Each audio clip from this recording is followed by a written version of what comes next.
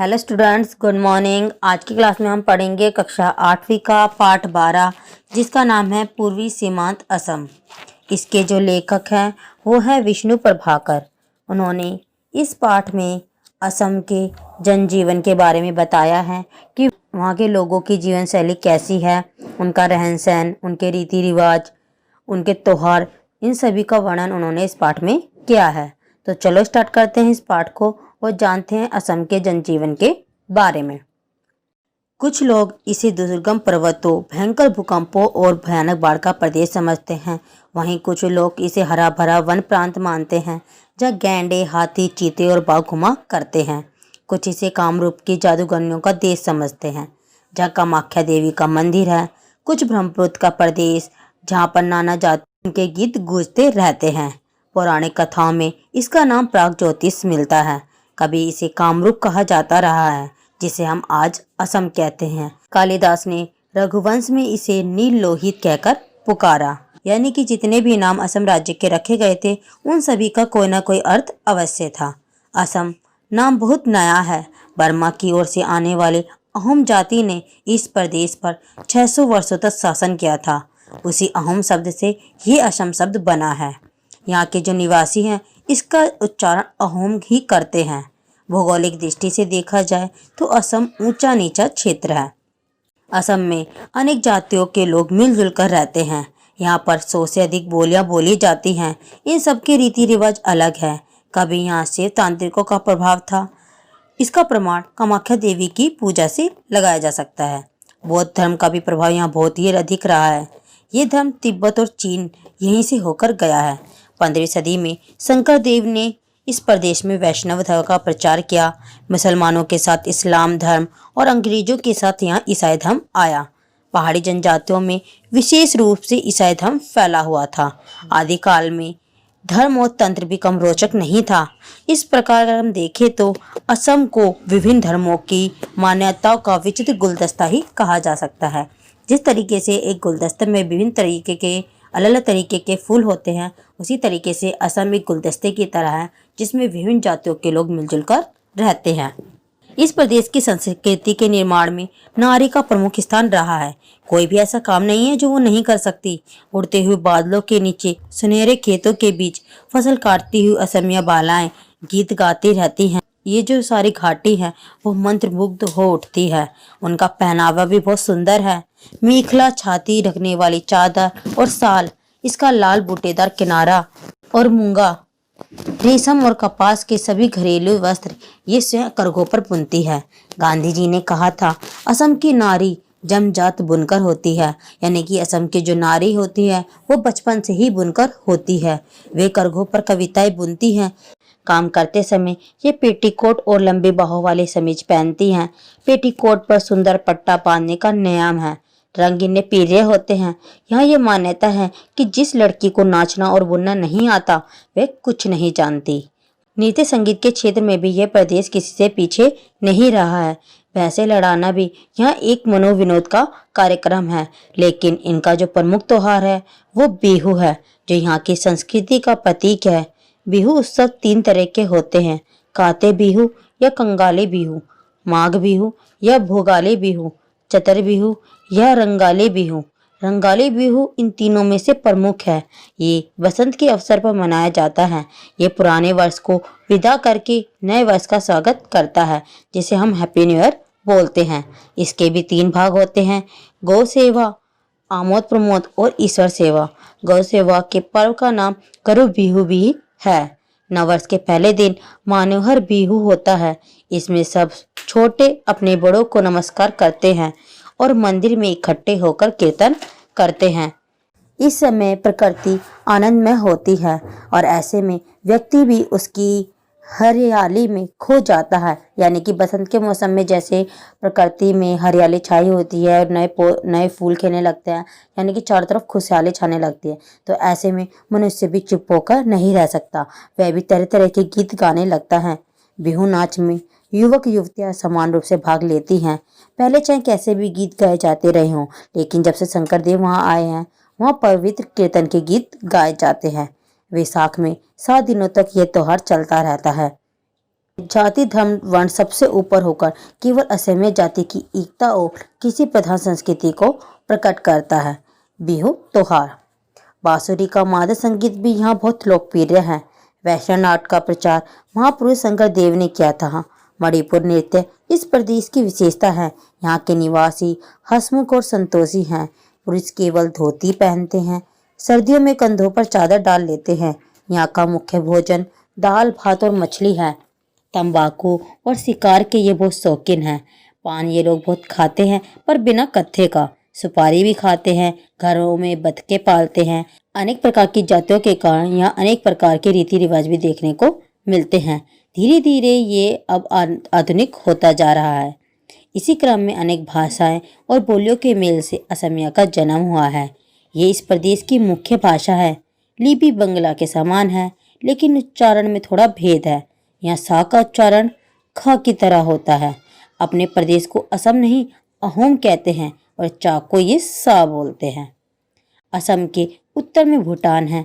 दक्षिण में मेघालय त्रिपुरा और मिजोरम है। पूर्व में नागालैंड और मणिपुर है और पश्चिम में बांग्लादेश और पश्चिम बंगाल है। अरुणाचल प्रदेश असम के उत्तर पूर्व में है। तिब्बत से आकर बांग्लादेश जाने वाले ब्रह्मपुत्र नदी बहुत लंबी गहरी और चौड़ी है। ये बार बार बिफर कर यहाँ के निवासियों की सहन शक्ति की परीक्षा लेती रहती है। यानी कि ब्रह्मपुत्र नदी में जब पानी अधिक बढ़ जाता है तो वो बाढ़ का रूप ले लेती है। इस तरीके से वो यहाँ के निवासियों की सहन शक्ति की परीक्षा लेती रहती है। भूचाल ने कितनी ही बार इसके भूगोल को बदला है। यानी कि यहाँ भूकंप भी आए हैं। इसके नगर और अधिक कस्बे ब्रह्मपुत्र नदी के किनारे पर बसे हुए हैं। वनों में साल सागवान सनीबर महोगनी सेमल शीशम और बूला आदि अनेक प्रकार की कीमती लकड़ियां पाई जाती हैं। बैत एक प्रकार का पौधा होता है जिससे टोकरी बनाई जाती है। केले के पेड़ यहाँ पर असाधारण रूप से लंबे और मोटे होते हैं। असम से अधिक जंगल भारत के किसी भी प्रदेश में नहीं है। यानी कि असम में जो जंगल है वो बहुत अधिक मात्रा में है। इतना पूरी दुनिया में कहीं भी नहीं है। यहाँ का प्राकृतिक सौंदर्य मन को लुभाने वाला होता है। एशिया में पेट्रोलियम का पहला कुआं इसी प्रदेश में माकम स्थान पर 1867 में खोदा गया था। लखीमपुर और कछार में पेट्रोल तथा डिगबोई में केरोसिन तेल खूब निकलता है। कोयले की खानें भी काफ़ी मात्रा में पाई जाती हैं। इसके गौरव का कारण यहाँ की चाय है। देश भर में जितनी भी चाय पैदा होती है उसका आधा भाग असम में ही होता है। धान जूट ईख मकई तंबाकू कपास राई और सरसों यहाँ की मुख्य फसलें हैं। चादरें थैली टोकरियाँ पंखे टोप इत्यादि अनेक कलापूर्ण वस्तुएं यहाँ तैयार होती है। हाइड्रो इलेक्ट्रिक प्रोजेक्ट गुवाहाटी के आसपास के प्रदेश को प्रकाश देता है। इस क्षेत्र के प्राकृतिक संसाधनों का पूरा उपयोग करने का प्रयत्न अब बहुत तेजी से हो रहा है। यहाँ कई ऐसे सुरक्षित वन प्रदेश हैं जहाँ वन्य पशुओं की रक्षा की जाती है। गुवाहाटी में से 200 किलोमीटर पर काजीरंगा में एक अत्यंत सुंदर पशु विहार है। यह 440 वर्ग किलोमीटर फैला हुआ है। इसमें एक सींग वाले गैंडे हाथी भैंसे सुअर चीते रीछ और हिरण तथा अनेक प्रकार के पक्षी देखे जा सकते हैं। कहा जाता है प्रागज्योतिषी की स्थापना राजा राम के वंशजों ने की थी। प्रागज्योतिष यानी कि असम जिसका पौराणिक नाम प्रागज्योतिष है। इसकी स्थापना माना जाता है कि राजा राम के वंशजों ने की थी। नरकासुर इसी जाति का राजा था। पुराणों में इसे भगवान विष्णु और धरती का बेटा बताया गया है। इसने अपनी प्रजा पर बहुत अत्याचार किए थे इसलिए भगवान कृष्ण ने इसे मार डाला। इसका पुत्र भगदत्त महाभारत के युद्ध में कौरवों की ओर से लड़ा था। उसकी सेना में किरात और चीनी आदि थे। ऐतिहासिक युग में इस प्रदेश की चर्चा गुप्त सम्राटों के समय में ही आती है। समुद्रगुप्त की प्रशस्ति में असम का उल्लेख है। उस समय इस प्रदेश का राजा समुद्रवर्मा सम्राट समुद्रगुप्त का समकालीन था। गुप्त वंश के किसी राजा मिहिरसेन गुप्त ने कामरूप के राजा सुसस्तित वर्मा को युद्ध में हरा दिया था। इसी वंश में भास्कर वर्मा सबसे प्रसिद्ध राजा हुआ। वह हर्ष का समकालीन था। चीनी यात्री ह्वेनसांग इसी समय में यहाँ आया था।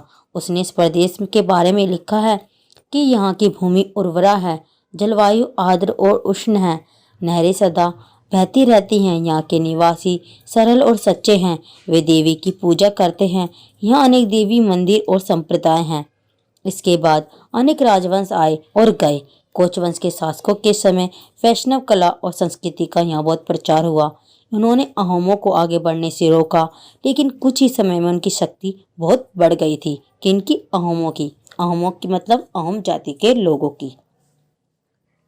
ये अहोम लोग शान जाति के थे और पाटकाई दर्रे से होकर ब्रह्मपुत्र की घाटी से आए थे। इनके नरेशों में एक जयध्यान सिंह था जिसने मीर जुमला को हरा दिया था, लेकिन औरंगजेब के प्रतिनिधि आमेर के राजा राम सिंह को हराने का श्रेय प्रसिद्ध सेनापति लाचित बरफुकन को है। 17वीं सदी में राजा गदाधर सिंह और रानी जयमती की कहानी बहुत प्रसिद्ध है। रानी ने मरना स्वीकार किया, लेकिन शत्रु को राजा का पता नहीं बताया। ये शत्रु उनका अपना सेनानायक था, जो राजा को गद्दी से उतारकर स्वयं लोरा राजा के नाम से शासक बन गया। अंत में गदाधर सिंह ने उसे हरा दिया, पर तब तक उसकी पत्नी मारी जा चुकी थी। इन्हीं के पुत्र थे रुद्र सिंह। इनका अहोम नाम चुकांगफा था। इनके समय में अहोम पूरे हिंदू बन गए। इन्होंने अपनी माँ की याद में जय सागर बनवाया।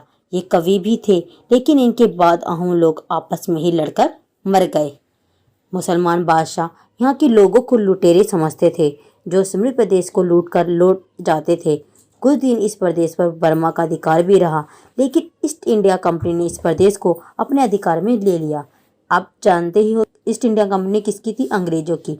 अब अंग्रेजों ने इस प्रदेश पर अपना अधिकार कर लिया, यानी कि वहाँ भी अंग्रेजों का शासन हो गया।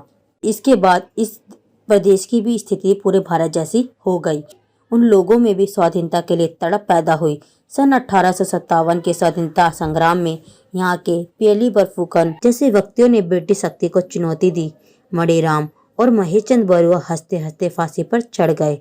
इन लोगों को दबाने के लिए अंग्रेजों ने जितनी शक्ति खर्च की, उतनी पठान कबीलों को अधीन रखने के लिए भी नहीं की थी।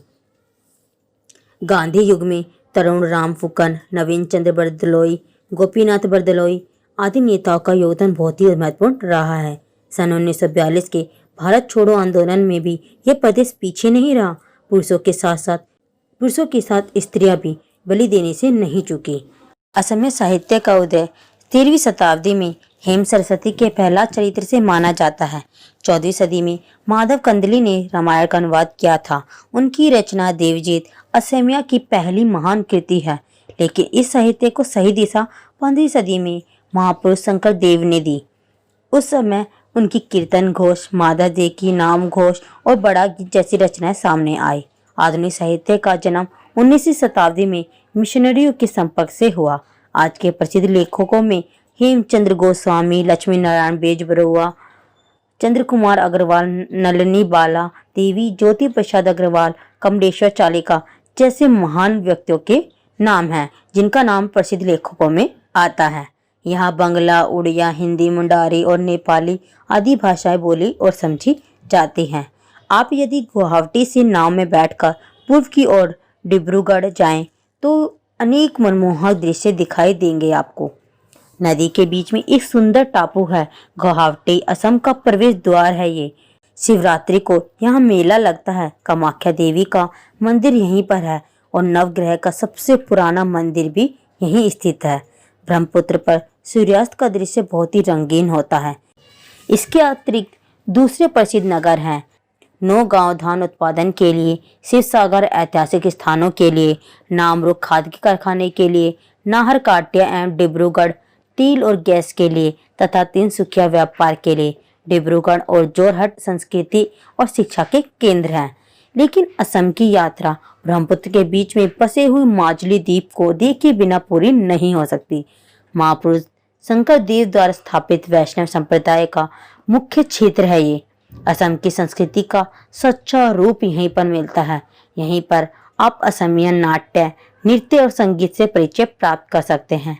ये दुनिया का सबसे बड़ा नदी द्वीप है। कौन सा? माजुली द्वीप। तो ये हमारा जो पूरा चैप्टर था पूर्वी सीमांत असम, वो यहीं ख़त्म होता है। आशा है आपको ये जो पूरा पाठ है वो अच्छे समझ आया होगा। अगर आपको एक पाठ अच्छे समझ आया हो, असम के बारे में आपको कुछ जानकारी मिली हो, तो प्लीज़ मेरी वीडियो को लाइक करें और शेयर करें और मेरे चैनल को सब्सक्राइब करना ना भूलें। अब हम मिलेंगे नेक्स्ट वीडियो में नेक्स्ट चैप्टर के साथ। Thanks for watching.